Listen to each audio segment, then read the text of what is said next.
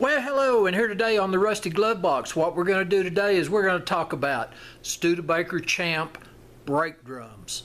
They're hard to come by and pricey if you find them. New drums from one supplier, $250 a drum. So if you have a vehicle that's from, say, late 59 to 64, never had the drums replaced, you might be interested in watching this.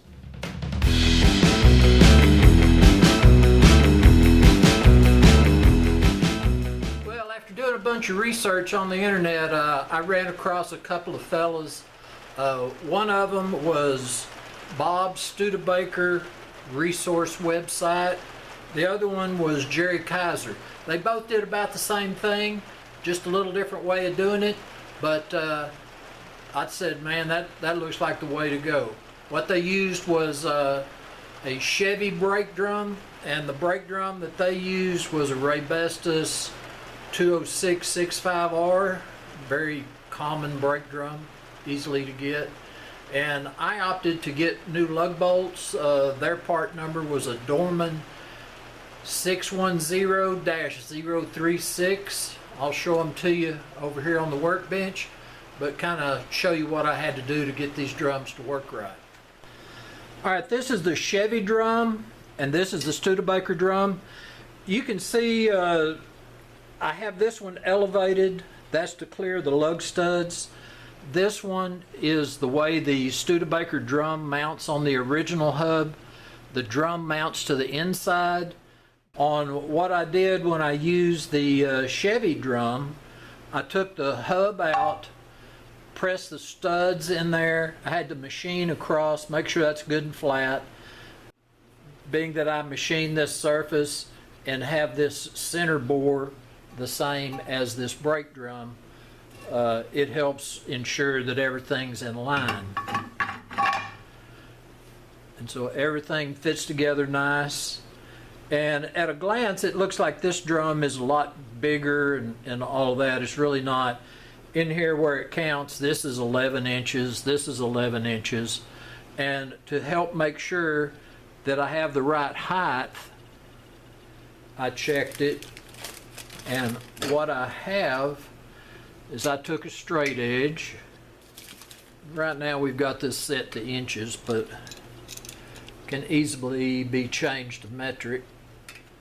Alright, 0.946 in inches, 946 thousandths. Come over here to the other side.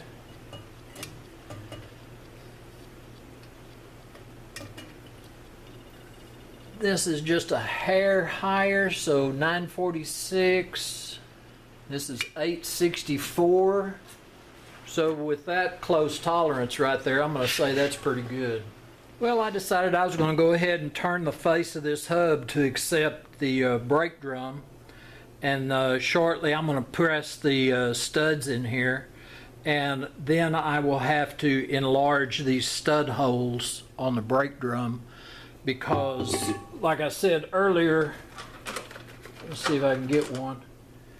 This new stud,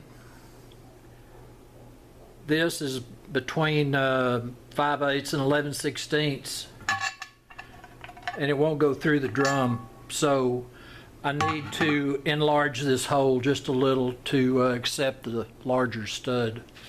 Well, this just goes to show you fun comes in all shapes and sizes, I tell you. You know, if this is the kind of stuff you like doing, you're having a blast.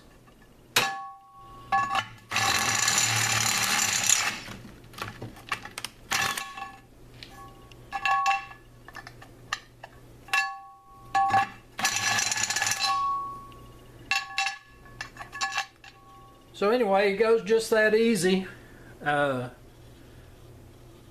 have the center to line up the drum, and then these studs protrude up through the drum just a little bit, so that helps line them up.